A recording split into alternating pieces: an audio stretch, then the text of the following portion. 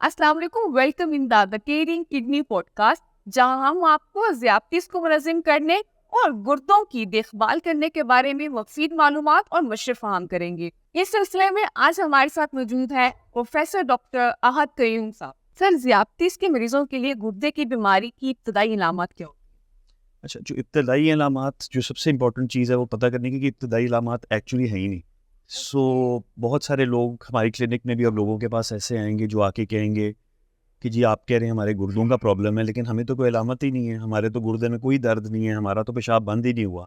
तो ये खामोशी से गुर्दा फेल होना शुरू हो जाता है? ओह माय है। गॉड। वैसे अगर कोई इब्तदाई अलामात हों भी तो वो ये है कि पेशाब के अंदर कुछ झाग का आना। अच्छा। वो भी इस तरह है कि जी जो कमोड के अंदर पेशाब जाता है तो वो जिस तरह सर्फ होता है उस तरह ऊपर बुलबुले बन के उठना शुरू कर जाए, वो एक अलामत है।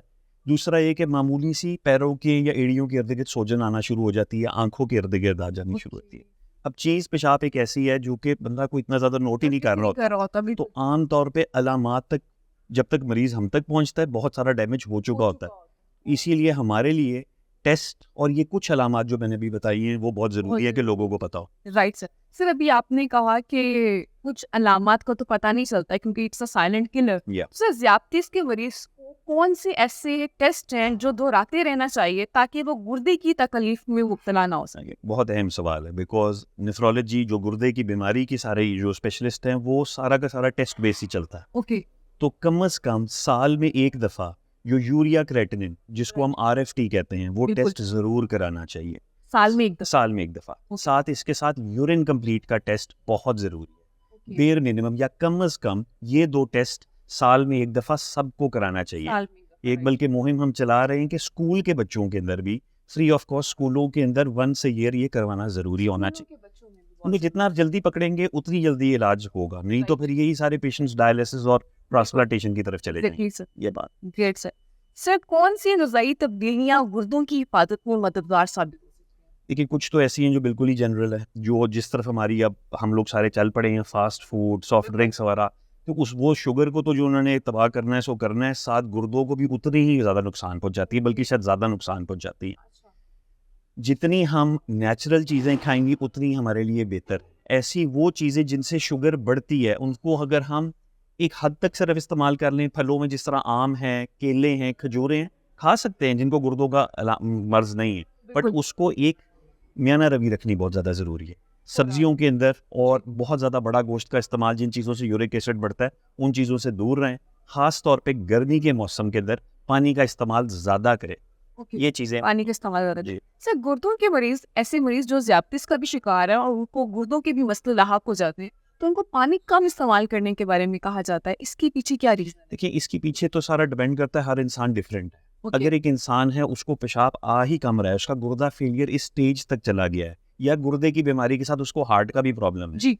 तो आप ऐसे मरीज जिसके जिस्म के अंदर पानी का मतलब इकट्ठा हो रहा है, ये अखराज ही कम हो रहा है, तो उसको अगर आप कहोगे ज़्यादा पानी पीना है, वो और ज़्यादा इकट्ठा होगा। बिल्कुल। जब मैंने ये कहा कि पानी का ज़्यादा इस्तेमाल ये उन लोगों के लिए है, गर्मी है, गुर्दे नॉर्मल है, नॉर्मल है। तो अगर आपने प्रिवेंट करना है डिहाइड्रेशन से तो उनके लिए ठीक है। बाकी कोई ऐसी फॉर्मूला नहीं है, या ये नहीं कहा जा सकता कि आप पानी ज़्यादा पिएं, आप कम पिएं। वो डॉक्टर खुद ही देखेगा, एड़ियाँ, छाती सुनेगा, पानी है कि नहीं है, और उसकी बेस पे डिसाइड करेगा।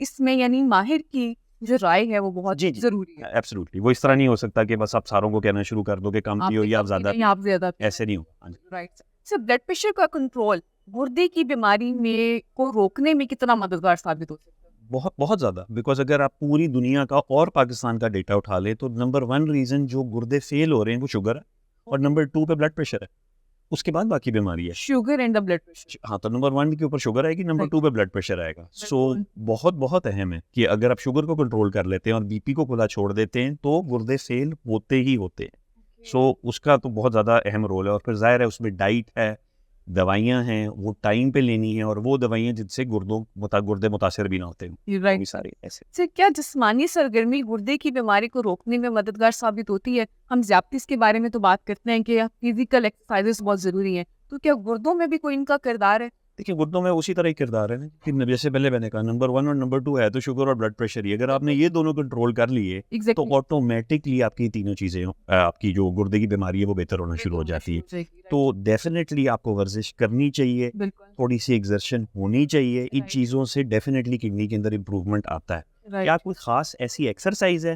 नहीं, ऐसी कोई खास एक्सरसाइज नहीं है। कुछ लोग आपको आगे कहेंगे छलांगे मारने से होता है, बिल्कुल ऐसा कुछ नहीं होता। राइट मेन चीज़ ये है कि आपको अपना वेट गेन नहीं होने देना, वेट मेंटेन रखेंगे तो इन बीमारियों से बचे रहे। बिल्कुल सर। सर गुर्दे की बीमारी के खतरे को कम करने के लिए कौन सी तर्ज जिंदगी में तब्दीली अपनानी चाहिए?